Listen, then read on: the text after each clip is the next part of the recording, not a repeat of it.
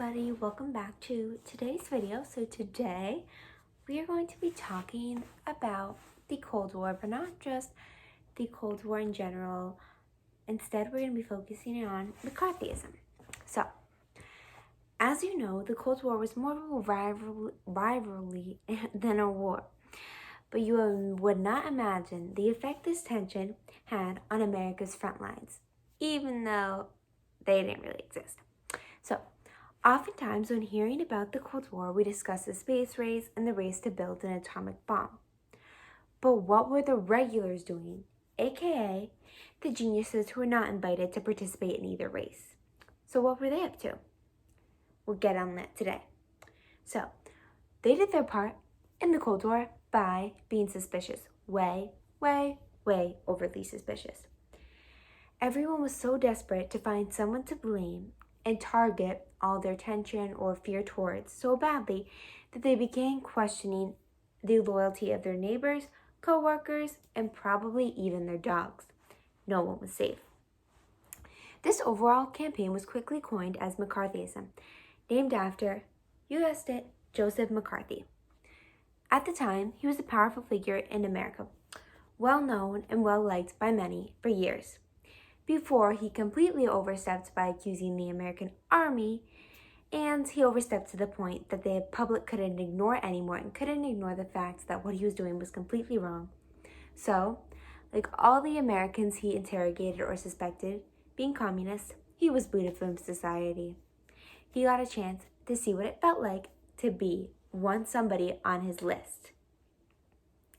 What was this list? So he even went as far to tell the media that he had an actual list, not on his phone but on paper, of the communists that had infiltrated into American society. 205 traitors, in fact, in his words. Everyone, when hearing the speech that he gave at the time, was so curious and excited over this list of specific people. Yet McCarthy never once backed up his claim, which basically ends his credibility in terms of history books that we read today. While he has no credibility in our class or what we learn in history, he did at the time gather a lot of credibility. Everyone was so surprised that he had an actual list, so they figure he must know a lot if he has names and numbers, which makes sense, or it did at the time. I, for one, am glad that McCarthy now has a bad reputation, because back then he ruined thousands of lives and even led to the development of the blacklist. Basically, the blacklist existed like he would accuse, or the public would accuse somebody of being communist. Say Angelina Jolie in modern times. If she was accused of being communist, then she would be banned from all future movies. Well, not really banned, but there was just a list. People wouldn't hire them for entertainment reasons for all future movies. So no more Magnificence or whatever else she's in, or would be in, because of the blacklist.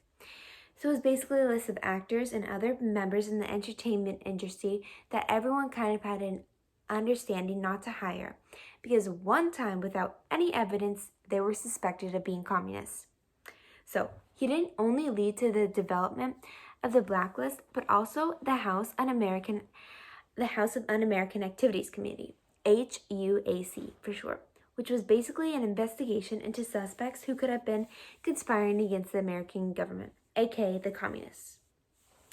During this time, J. Edgar Hoover's bureau took almost complete control of the investigation into these suspects. His whole bureau was against the fifth column, which is basically a broad name used throughout history for a group of citizens conspiring against their country or working against their country in favor of an enemy's nations or organizations, aka an American citizen supporting the USSR and the idea of communism. So, not only did the idea of communist infiltrators was so large at the time, just having your neighbor be communist, or even your mom or your dad, whoever, but there was also an even more valid reason to be scared. Due to the race to build the atomic bomb, the U.S. government knew that at any moment there was a possibility that the USSR could drop an atomic bomb on them. So, while it was extremely difficult to survive this, an atomic bomb dropping. Thankfully, the government at the time came up with a very clever idea for students to hide under their desks if they hear an explosion. This was known as the duck and cover, and an actual cartoon advertisement was made out of it featuring a turtle named Bert. And if an atomic bomb had been dropped, it would have saved so many lives. So thankfully, the government was really smart and on top of things for them. So yes, thanks everybody for watching the telling or retelling or just details of McCarthyism and what happened and just how America, like the domestic impacts of the Cold War. So, and a lot of people ended up, like Joseph McCarthy, ended up being famous because of this list. And just everybody, due to the Red Scare, people weren't thinking about the famous actors, like, oh, like they did really good in this movie. Instead, they were thinking of, oh, who do we think could be on Joseph McCarthy's list? Thank you.